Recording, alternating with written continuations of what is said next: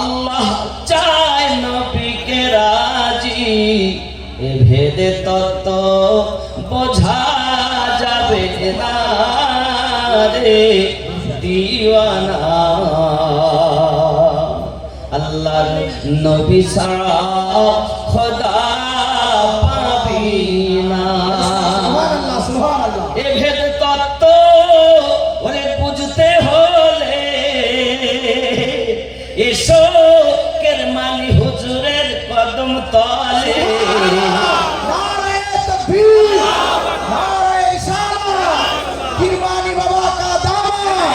মুর্শিদ